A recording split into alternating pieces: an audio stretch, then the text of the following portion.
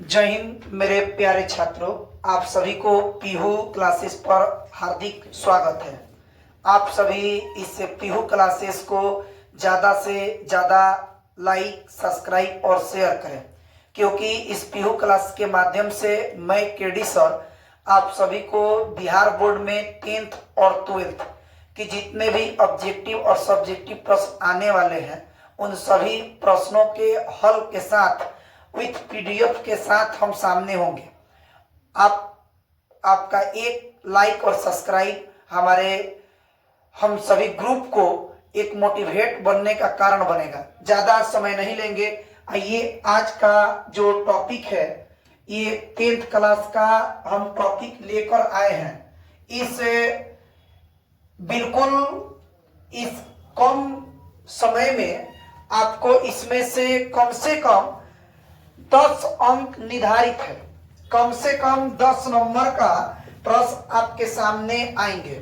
Objective जो भी आए, इसमें से 10 नंबर 8 से 10 अंक निश्चित रूप से पूछे जाएंगे हिंदी में। तो आप लोग इसको देखिए, क्या क्या सवाल आता है, डिस्कस हम करते हैं। तो देखिए, इस पीहू क्लासेस के माध्यम से मैं आपको बता रहा हूं, मैं केडी सर। सबसे पहले आपका जो पाठ है उसका नाम है श्रम विभाजन और जाति प्रथा। तो सबसे पहले सवाल तो ये पूछेगा कि श्रम विभाजन जाति प्रथा किनकी रचना है। तो आप बताइएगा, भीमराव अंबेडकर। अब रही बात की सवाल उससे जुड़ा हुआ पूछ सकता है कि श्रम विभाजन जाति प्रथा यह क्या है। तो देखिए, जाति प्रथा, जो ये श्रम विभाजन जाति प्रथा है, यह एक निबंध है। श्रम विभाजन जाति प्रथा एक निबंध है।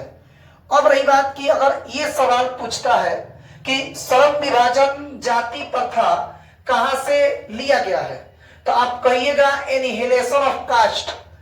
ये एनिहिलेशन ऑफ कास्ट से लिया गया है श्रम विभाजन जाति प्रथा। अब रही बात की, अंबेडकर जी की कुछ पुस्तकें हैं जो आपके सामने है। The caste in India, their mechanism, Buddha and his Dhamma, ये इनकी रचना है। अब यहां से आगे की बात करें हम, दूसरा पाठ है 20 के दांत, यानी यह एक कहानी है जिसके रचनाकार नलिन विलोचन शर्मा जी हैं, जिनका जन्म आप जानते हैं कि बदरघाट पटना बिहार में हुआ था। अब रही बात की, नलिन विलोचन शर्मा ने इस 20 के दांत कहानी में कुछ मुख्य पात्र लिया है, जैसे सेन साहब, खोखा, मदन और गिरधरलाल। आप पढ़े होंगे कि खोखा का ओरिजिनल नाम कासू है, मदन जो है इस कहानी का नायक है, गिरधरलाल मदन का पिता है। और इसमें कुछ चीजें आप याद रखिएगा। सेन साहब के यहाँ अगर आपसे पूछे, सेन साहब के यहाँ एक मोटर कार थी, कितने की थी, तो 7500 रुपए, 7500। कंपनी का नाम पूछे तो स्ट्रीमर इंड कंपनी थी। सेन साहब उस क्षेत्र के जाने माने अमीर थे। इस मोटर कार का रंग बिल्कुल काला था। कई बार पूछा गया है कि सेन साहब की मोटर कार का रंग कैसा था। अब यहां से हम आगे बढ़े, आप ध्यान दीजिएगा, 2 लेसन हो गए। 2 लेसन से जरूर सवाल पूछेंगे। तीसरा लेसन है भारत से हम क्या सीखे। भारत से हम क्या सीखे, इसके रचनाकार मैक्स मुलर है, यानी पूरा नाम पूछे तो Friedrich Max Muller. Max Muller ने ये भारत से हम क्या सीखे, यह एक भाषण है जब अंग्रेज अधिकारी भारत आते हैं पढ़कर। उन्हें ही नए सिकंदर कहा है मैक्स मुलर ने। वो नए सिकंदर थे भारत के। उन लोगों को संबोधित करने के लिए मैक्स मुलर को बुलाया गया था, और मैक्स मुलर ने इस भाषण को रखा था सामने। ठीक है, तो भारत से हम क्या सीखे, मैक्स मुलर की रचना है। और रही बात कि इन्होंने क्या बताया है, तो भारत की विशेषता, भाई भारत भूमि के बारे में, यहाँ के संस्कृति के बारे में, यहाँ के लोगों के बारे में सभी चीजों के बारे में मैक्स मुलर ने बताया है। इन्होंने एक काम किया था। आप एक उपनिषद है जिसका नाम है हितोपदेश। ये हितोपदेश नारायण पंडित की रचना है। इस हितोपदेश को इन्होंने संस्कृत भाषा से जर्मनी भाषा में बदलने का काम किया था। संस्कृत भाषा में हितोपदेश था, उसको जर्मन भाषा में बदला। मेघदूत ये भी संस्कृत में है, क्योंकि आप जानते हैं मेघदूत कालिदास की प्रसिद्ध रचना है। कौठ और केन दोनों उपनिषद है। कौठ भी उपनिषद है, केन भी उपनिषद है। उपनिषद का जर्मन भाषा में अनुवाद किया। उपनिषद का जर्मन भाषा में अनुवाद किया था। और जो जरूरत की चीजें है आप जानते भी होंगे कि मैक्स मुलर को नाइट की उपाधि मिली थी। ठीक है, उन्होंने जब मैक्स मुलर ने ऋग्वेद को रानी के सामने संस्कृत से उन्होंने जर्मन भाषा में और अंग्रेजी भाषा में बदल कर जब सुनाया तो रानी ने उन्हें नाइट का उपाधि दिया था। चलिए चौथा लेसन देखिए, नाखून क्यों बढ़ते हैं। ये रचना है हजारी प्रसाद द्विवेदी की। नाखून क्यों बढ़ते हैं हजारी प्रसाद द्विवेदी की रचना है, जो कि ललित निबंध है। अगर आपसे सवाल पूछे कि किस प्रकार का निबंध है तो ललित या न तो निबंध दोनों अलग अलग देगा तो आप ललित से भी काम चला सकते हैं, और दोनों एक में देगा तो ललित निबंध बनिएगा।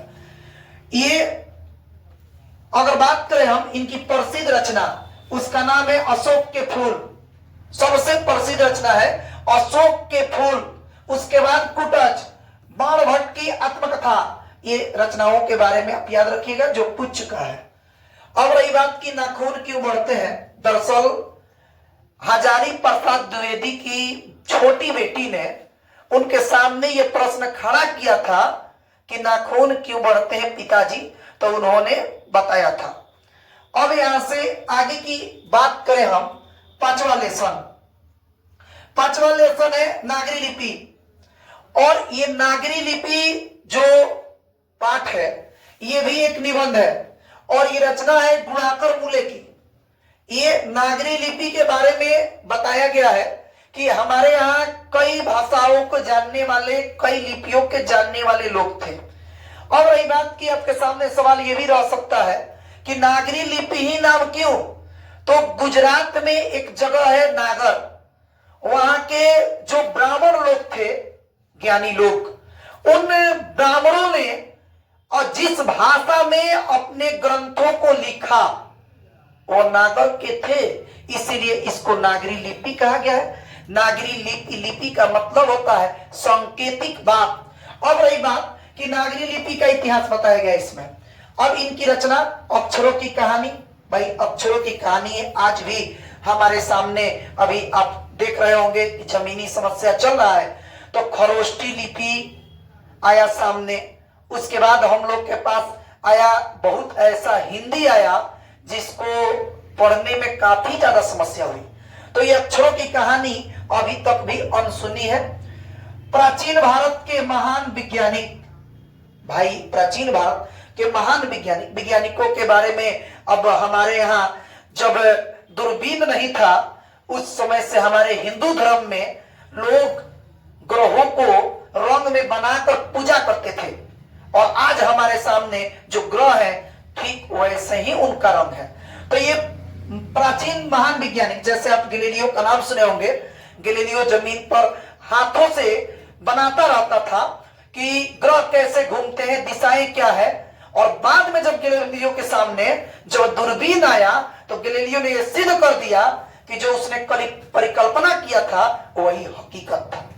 अब यहां से आगे की बात करें हम, बहादुर कहानी है बहादुर, जिसके रचनाकार अमरकांत है। कहानी है बहादुर जिसके रचनाकार अमरकांत जी है, जो कि एक कहानी है। अब रही बात की इसमें पात्र, तो मुख्य पात्र बहादुर है, जो कि पूरा नाम अगर पूछे तो प्यार से लोग इसे दिल बहादुर कहते हैं।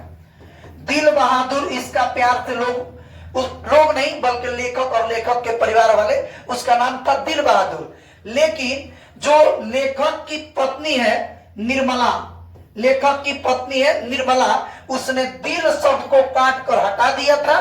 आपसे सवाल पूछ सकता है कि दिल बहादुर शब्द से दिल काट कर किसने हटाया था, तो निर्मला आंसर होगा। अब रही बात किशोर, निर्मला का बेटा है जो कभी बहादुर को डंडे से पिटाई करता है।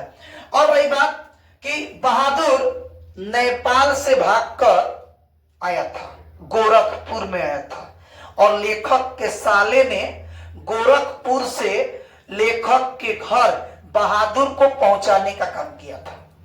अब यहां से आगे सवाल अगर पूछे कि बहादुर पर कितने रुपए चोरी का इल्जाम लगा था, तो 11 रुपए के आसपास उस पर चोरी का इल्जाम था। 11 रुपए के आसपास बहादुर पर चोरी का इल्जाम लगा था। बहादुर अपने मां के पिटाई के डर से घर से भाग कर आया था। 2 रुपए मटका से निकाल कर लेकर आया था। बहादुर 2 रुपए मटका से निकाल कर लेकर आया था और 11 रुपए निर्मला के रिश्तेदारों ने बहादुर पर चोरी का इल्जाम लगाया। अब यहां से आगे देखिए, बहादुर हो गया, निर्मला हो गया, किशोर, उसके अतिरिक्त लेखक, ठीक है, रिश्तेदार लोग। अब रही बात की अमरकांत जी की कुछ रचना, जिंदगी और जोक प्रसिद्ध रचना है। देश के लोग और मौत का नगर, ये सवाल पूछा गया है।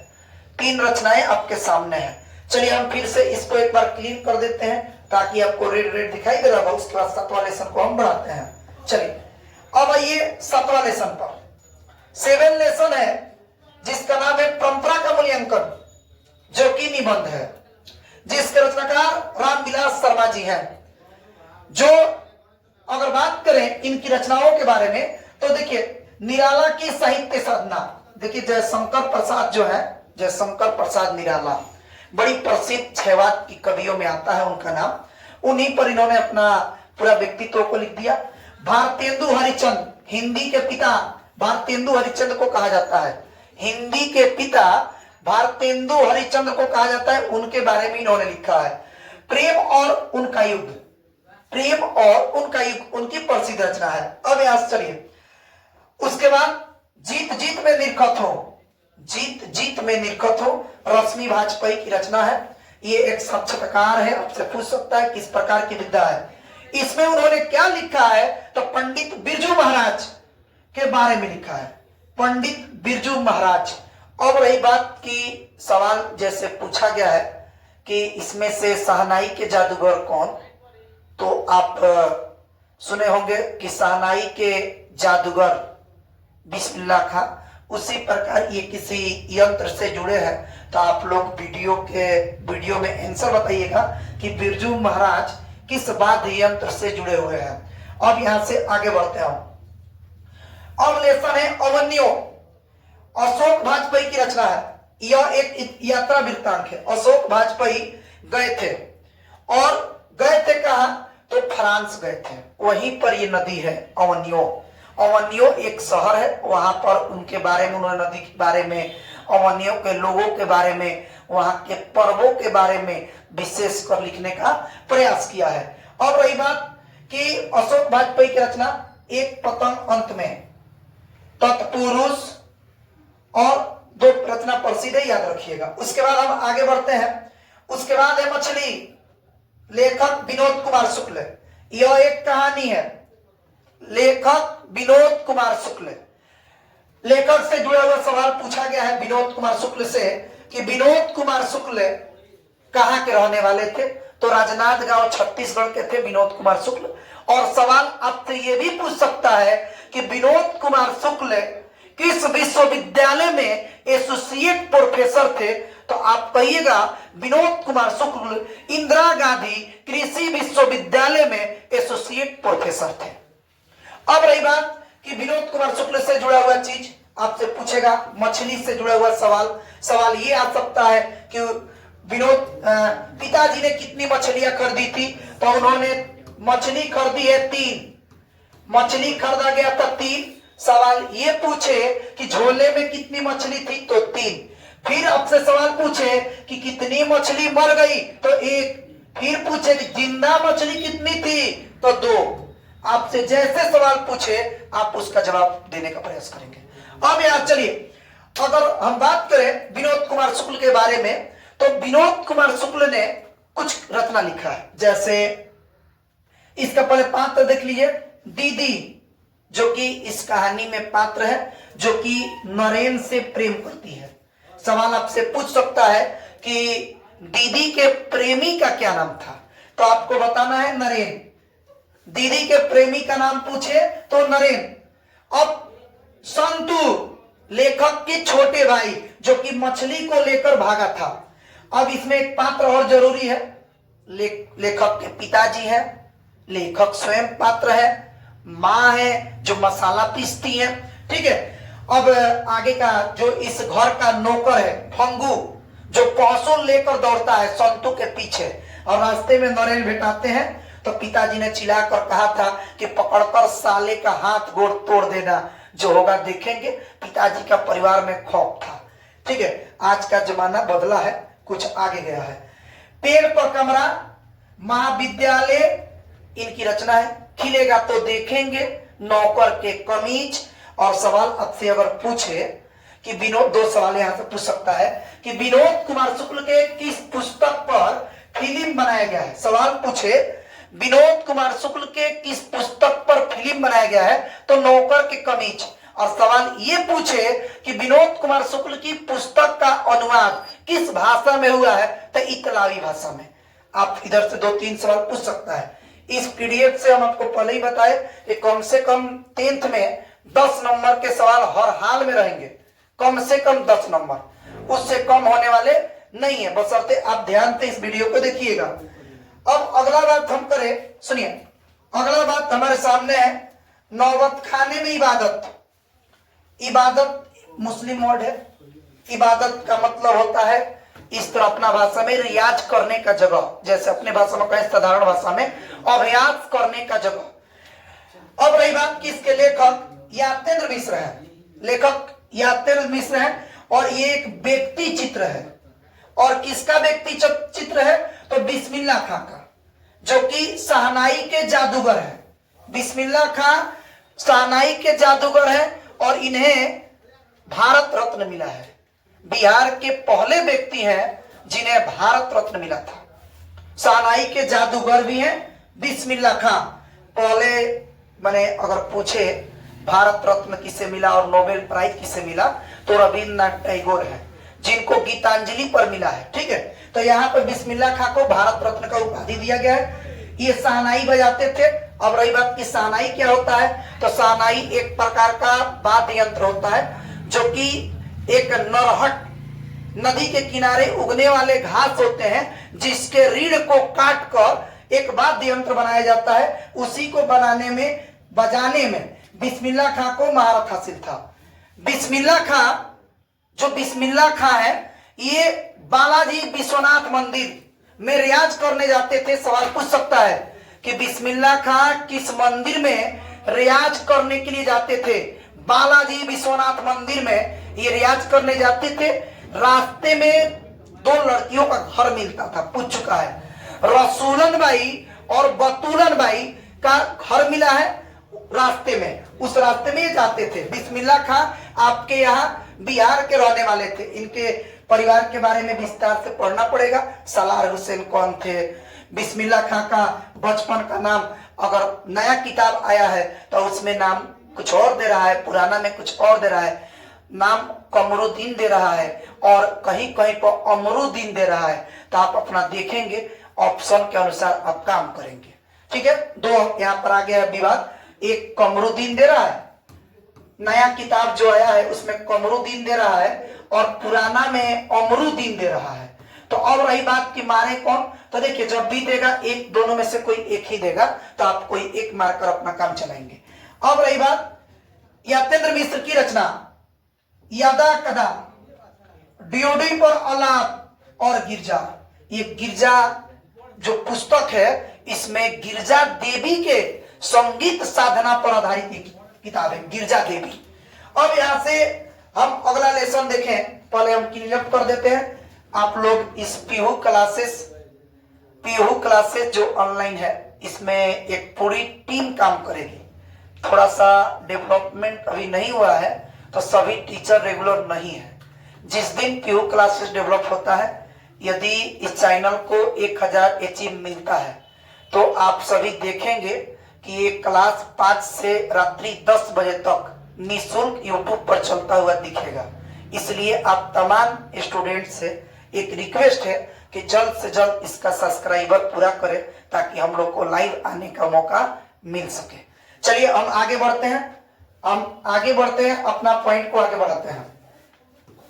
चलिए, तो लग रहा है कि आज ये शायद कंप्लीट ना हो, लेकिन आप याद रखिएगा 10 नंबर से अधिक क्वेश्चन आएंगे, इसका गारंटी हम लेते हैं, आप निश्चिंत रहेंगे। चलिए, और अगला लेसन है शिक्षा और संस्कृति। शिक्षा और संस्कृति महात्मा गांधी की रचना है। सभी आदमी महात्मा गांधी के जीवन परिचय से वाकिफ है, ठीक है।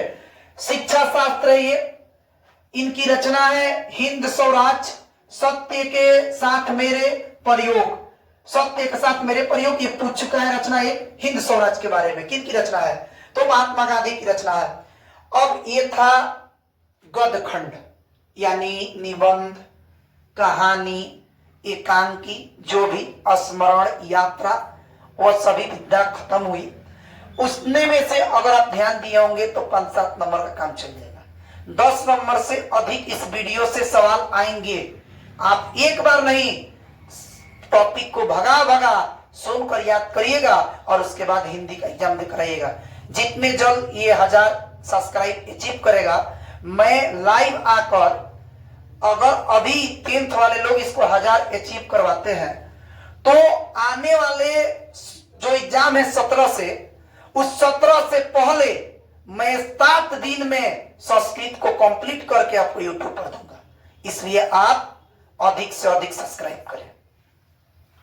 अब रही बात पदखंड में, तो लेसन का नाम है राम नाम बिनु बिरथे जगी जन्मा, और अगला पॉइंट उसमें है जो नर दुख में दुख नहीं माने।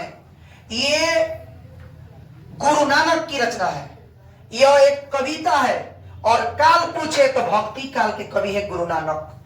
अब रही बात इनसे जुड़े हुए सवाल गुरु नानक से, तो इनसे जुड़े हुए सवाल ये पूछेगा कि सिख धर्म के प्रवर्तक कौन थे, तो गुरु नानक। गुरु नानक का जन्म स्थान तो तालबंडी ग्राम, जिला लाहौर, वर्तमान पाकिस्तान में हुआ।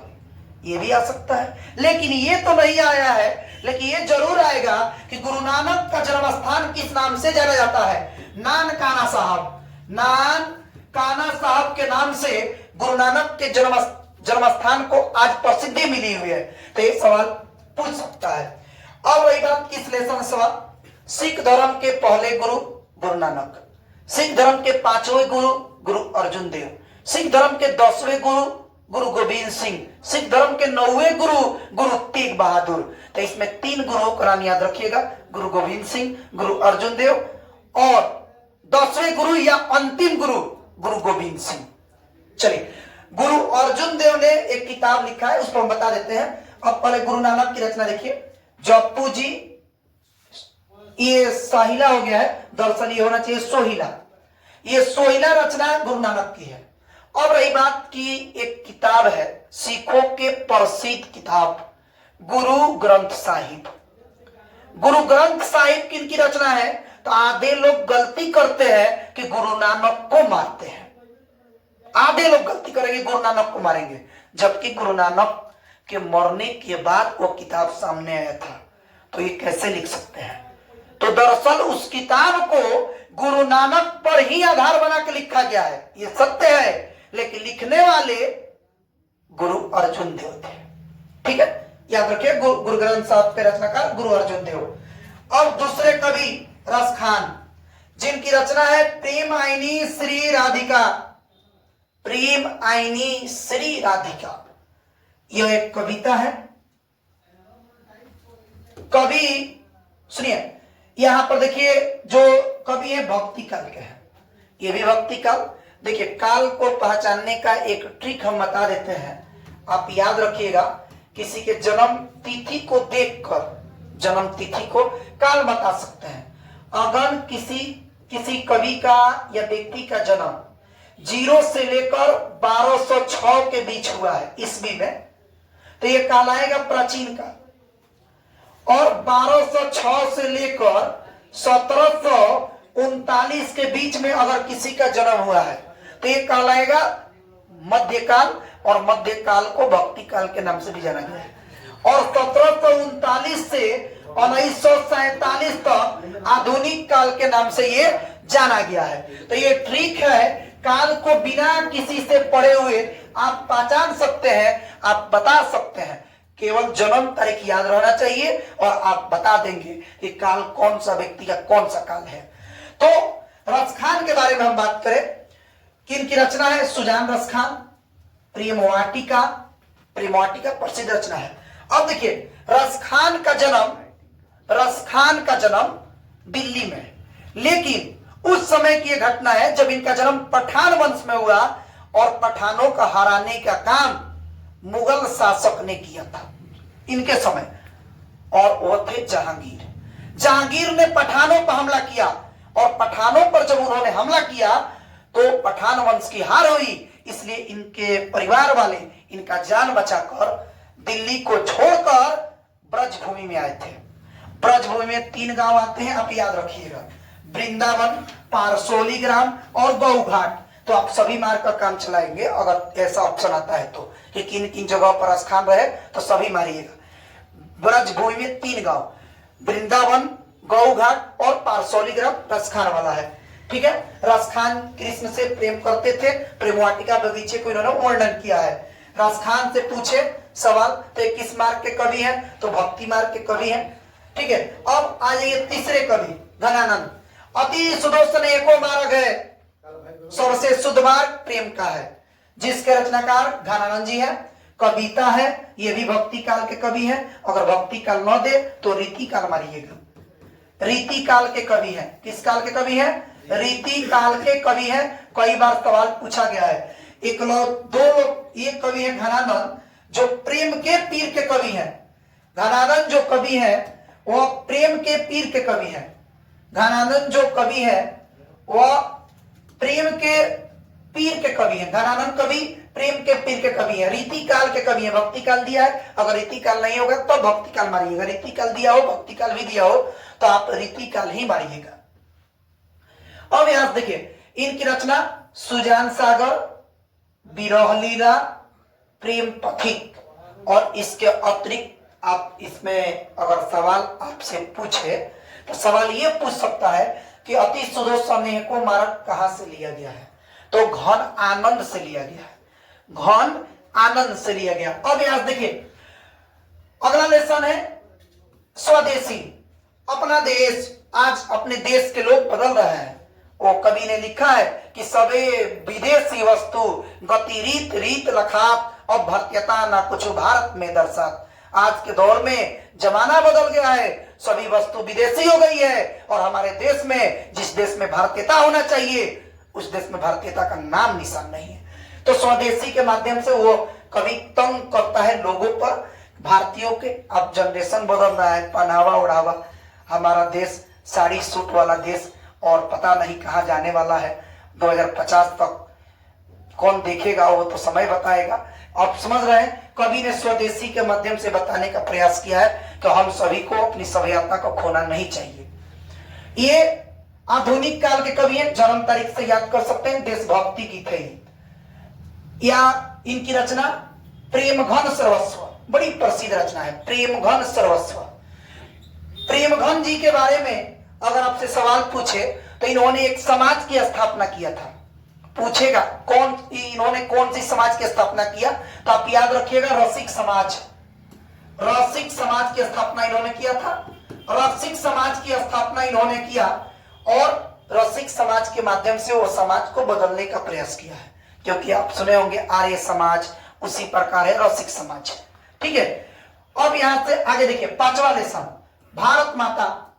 ये भारत माता जो किताब है ग्रम्या से लिया गया। आपसे ये भी पूछ सकता है कि कहां से लिया गया है, तो ग्रम्या से। कवि कौन है? सुमित्रा नंदन पंत। ये एक छायावादी प्रसिद्ध कवि है। पंत जी छायावादी प्रसिद्ध कवि है। अगर आपसे सवाल पूछे कि प्राकृतिक के सुकुमार कवि किसे कहा जाता है, तो पंत जी को। छायावाद में 4 कवि हुए हैं, जिसमें से एक नाम आपको मिल गया पंत। ठीक है, पंत जी की ये कविता है, ये छायावाद के कवि है। इनकी रचना है पौलो, बीणा, सुजान गुंजन, इगवाड़ी, लोकायतन। अगर आपसे पूछे कि पंत जी की सबसे अंतिम रचना लोकायतन अंतिम रचना है। ठीक है, अब यहां से आगे देखिए, उसके बाद अगला लेसन है। अब इसमें अगर कुछ आपको जानना है तो आप याद रखिएगा, पंत जी 18 वर्ष के हुए।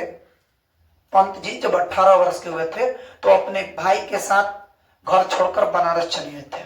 यानी इनका जन्म हुआ है 1900 में, तो आप समझ सकते हैं 1918 में आए थे। और ये दो लोग से मिले थे, उस समय के सबसे प्रसिद्ध लोग थे। एक थे विश्व कवि और दूसरी थी भारत कोकिला। उन लोगों से मिले और उसके बाद अपने गांव लौट गए थे, और लौटने के बाद उन्होंने अपने जीवन बदल दिया। ठीक है, 6वां लेसन देखिए। 6ठा लेसन है जनतंत्र का जन्म। कविता है, जनतंत्र की महत्ता राष्ट्रवाद पर आधारित है। जनता को जगाने की बात करते हैं। आजादी के समय की यह घटना है जब भारत के लोग एक हो गए, तो कवि उस पर लिखते हैं कि आज कौन सी बात हो गई, इतनी 2 सदी तक गुलामी का जंजीरी सहने वाले लोग, 2 सदी तक, 200 वर्षों तक गुलाम रहने वाले लोग आज एक कैसे हो गए, इसी पर उन्होंने लिख दिया है। जनतंत्र का जन्म, जनता का जन्म। इनकी रचना है रेणुका, रसवंती, हुंकार, रश्मिरथी, चक्रवाल, संस्कृत के 4 अध्याय। अब इनमें से सवाल अगर पूछा था तो सवाल ये पूछी दूगो कि रवधारी सिंह दिनकर किस प्रकार के कवि हैं, तो छायोत्तर युग, छायावादी ना, छायोत्तर, या तो कह सकला उत्तर छायावाद, उत्तर छायावाद के कवि हैं। ये बिहार के रहने वाले हैं, उत्तर छायावाद के कवि हैं रामधारी सिंह दिनकर। रामधारी सिंह दिनकर से जुड़ा हुआ सवाल पूछे कि इनके किस पुस्तक पर साहित्य अकेडमी पुरस्कार मिला है, तो संस्कृत के 4 अध्याय पर। संस्कृत के 4 अध्याय पर साहित्य अकेडमी मिला है। और जो अगला पुस्तक है, अगर आपसे पूछे ज्ञानपीठ किस पर मिला है, तो उर्वशी पर मिला था। ठीक है, अब एक लेसन और देखिए अगला वीडियो अगले क्लास में, क्योंकि समय मेरा हो गया है। 7वां लेसन देखिए, लेखक का नाम है हिरोशिमा। ये कविता है जिसके रचनाकार सच्चिदानंद हिरानंद वत्स्यान अज्ञ है। वहां पर शॉर्ट दिया है, स ही वत्स्यान अज्ञ, सच्चिदानंद हिरानंद वत्स्यान अज्ञ। हिरोशिमा कविता है ये, मानवता पर ये त्रासदी है, आपदा है ये। इनकी रचना है, बड़ी सारी रचना है। देखिए, आंगन के पार प्रसिद्ध है, और हरी घास पर क्षणभर रहने देते हैं। कल पुनः इस पीहू क्लासेस के माध्यम से अगला वीडियो मेरा आएगा। और ज्यादा ज्यादा आप लाइक करें, सब्सक्राइब करें। अगर लाइक सब्सक्राइब करते हैं तो आपके सामने सभी सब्जेक्ट मिलेगा। मैं मूलतः हिंदी और संस्कृत और बायो को लेकर आऊंगा, तो आप लोग अगर ज्यादा से ज्यादा सपोर्ट करते हैं तो बहुत जल्द ये तीनों सब्जेक्ट आप हमको पढ़ाते हुए देखेंगे। जय हिंद, जय भारत, जय बिहार, जय बिहार के छात्र लोग।